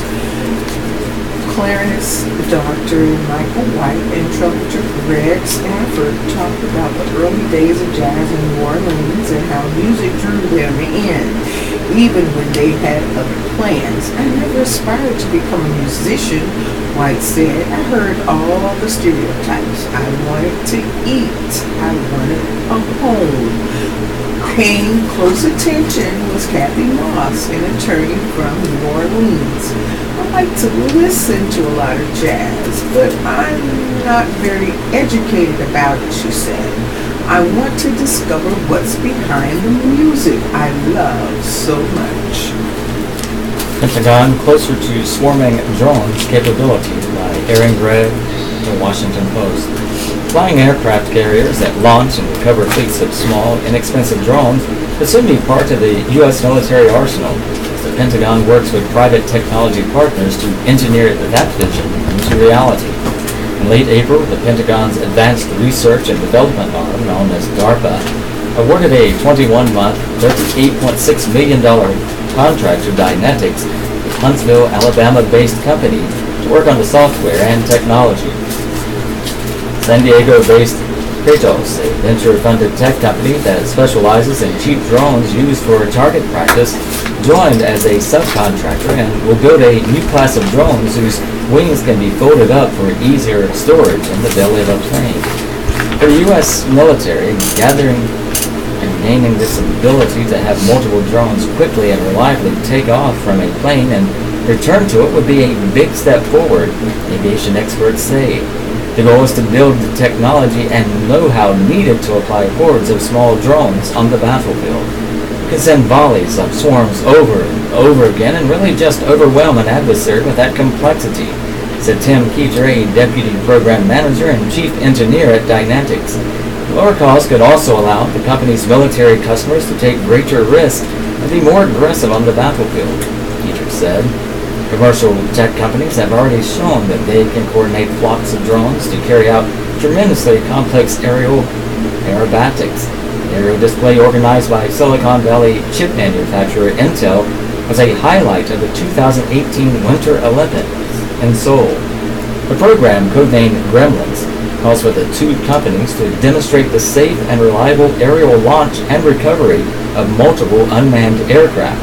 Having completed the technical designs for the small drones and the complex sensor systems that will enable them to fly in tandem, companies are now working on the software that will allow for safe takeoff and landing. Next, they will have to show that they can launch a pack of 4 drones from the body of a C-130 cargo plane, sending them out to fly on their own for 30 minutes, and then fly back into the plane. Dynetics has already demonstrated the recovery system on the C-130, company officials said Friday, using a mock-up drone that successfully separated from the wing of a plane. The mock-up later crashed to the ground. The company demonstrated the aerial recovery system by lowering a similar mock-up drone down from the plane and pulling it back into the belly of the aircraft. Early flight tests have been giving us confidence we can meet our objectives to recover 4 Gremlins in 30 minutes, DARPA program manager Scott Rysabanovsky said in an email. Dynetics is preparing to publish a video detailing the test. Letters to the editor. Reduce the voting age. Young people have many adult responsibilities but are denied the same rights. There are many reasons why 16 and 17-year-olds should be able to vote. There is no right or wrong vote in a democracy, and that's the issue. Politicians and lawmakers have job security when they know that people who are already politically engaged and are learning about civics and politics in school are excluded from the voting process. 16 and 17-year-olds deserve the right to vote on policy and issues that affect them. Decisions that are made in local communities especially affect them, with things regarding school policies, jobs, parks and recreation, and the public transportation system. Young people work and get taxes taken out of their paychecks. Isn't it fair to allow them to have a say in how those taxes will be spent? The National Youth Rights Association said people under 18 are also expected to follow the law regarding taxes. In 2011, they paid over $730 million in income tax alone. Taxation without representation is as unjust today as it was 250 years ago. The United States government may choose to continue not utilizing one of the largest bodies of potential voters, but that would be a very bad idea. More voices and activists in the world is not a bad thing. lowering the voting age would benefit city, state, and national issues and provide people who will be interested in taking on the issues and working on them.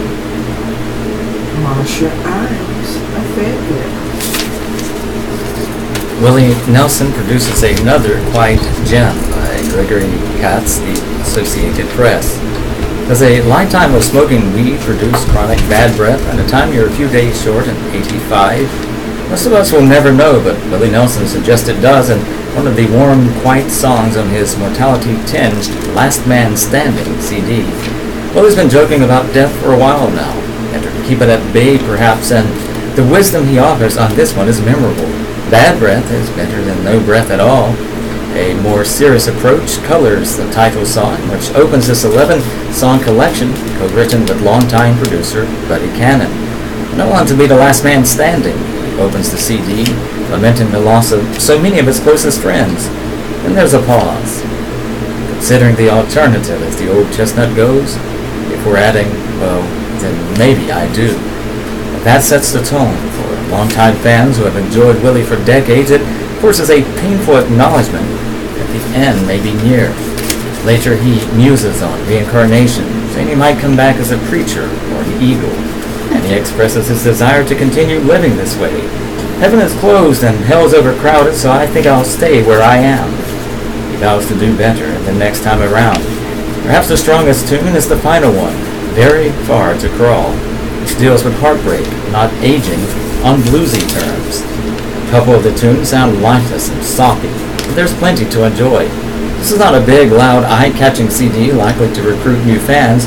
It's more like the latest addition to a long-running saga, another burst of creativity from a towering American artist who can't seem to stop writing, singing, and playing guitar. Blood donor song. Several blood drives are scheduled this week. Fayetteville Valley Blood Donor Center has several blood drives scheduled this week. Donors also may go by the center at 3357 Village Drive, Suite 150, weekdays from 9 a.m. to 5 p.m. to make donations. It also is open the third Saturday of the month from 9 a.m. to 3 p.m. All blood types are needed. However, the center has an urgent need for type O donors. For more information, call 615-5433. Here are some of the upcoming blood drives. Today at Westwood Shopping Center, located at 151 Westwood Shopping Center. The hours are from 10 a.m. to 2 p.m. Tuesday, the Astoria Apartments, located at 405 Grand Walia Drive, Hope Mills, from 4 to 7 p.m. Thursday, at the Fayetteville Valley Health System Patient Financial Services, the address is 227 Fountainhead Lane. The hours are from 8 to 10 a.m. Highsmith Rainey Specialty Hospital, located at 150 Robinson Street. The hours are from 12:30 to 2:30 p.m. On Friday, Fayetteville Valley Health System, located at 1638 Owen Drive. The hours are from 9 a.m. to 2:30 p.m. On Saturday, at the Veterans Empowering Veterans Health Fair, located at 325 B Street, from 10 a.m. to noon. And this concludes our reading of Monday's Fayetteville Observer. Your radio hosts have been Beverly Simonette and Robert Bean. Continue to listen to the Southeastern North Carolina radio reading service for more local and regional news. We enjoyed being with you this morning. Thank you for tuning us in and have a wonderful day.